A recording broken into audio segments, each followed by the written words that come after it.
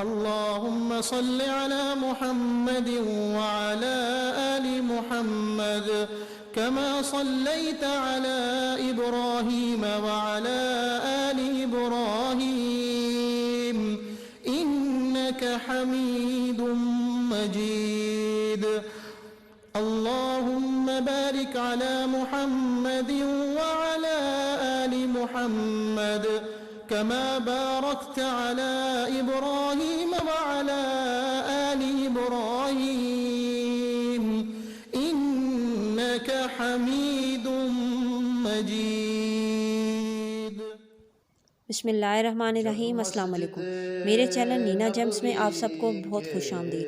میں اللہ پاک سے دعا گو ہوں کہ اللہ پاک آپ سب کو اپنے حفظ و امان میں رکھے اور دین و دنیا کی تمام نعمتوں اور رحمتوں سے نوازے. آمین یا رب العالمین.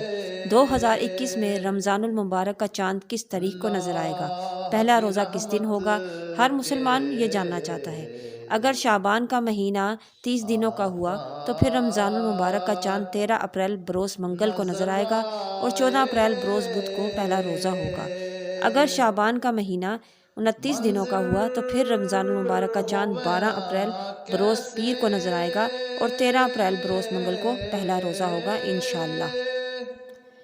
رمضان المبارک نہایت مبارک برکتوں والا مہینہ ہے. اس مہینے میں انسان جو بھی نیک اعمال عبادات اذکار کرتے ہیں اللہ پاک ان کو اجر عظیم عطا فرماتے ہیں اور دعائیں قبول کرتے ہیں. جب اس مہینے کا چاند نظر آتا ہے تو وہ بہت ہی مبارک گھڑی ہوتی ہے. اس مبارک گھڑی کے بارے میں حضرت علی کرم اللہ وجہہ فرماتے ہیں کہ اس مبارک مہینے میں آپ جو بھی دعا کرتے ہیں وہ اللہ تعالیٰ قبول فرماتا ہے. چلتے ہیں وظیفے کی طرف. جب آپ رمضان المبارک کا چاند دیکھیں یا آپ کو اطلاع ملے تو آپ نے پہلے 3 دفعہ درود ابراہیمی پڑھنا ہے. سب سے پہلے 3 دفعہ درود ابراہیمی. اس کے بعد آپ نے درمیان میں پڑھنا ہے 21 مرتبہ سورہ قدر. جی ہاں میرے دوستو، 21 بار سورہ قدر.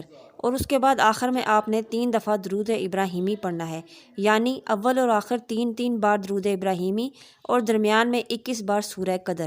اس وظیفے کی اتنی فضیلت ہے، اتنے فوائد ہیں کہ اگر آپ یہ وظیفہ کرتے ہیں تو انشاءاللہ سارا سال رزق آپ کے پیچھے بھاگے گا.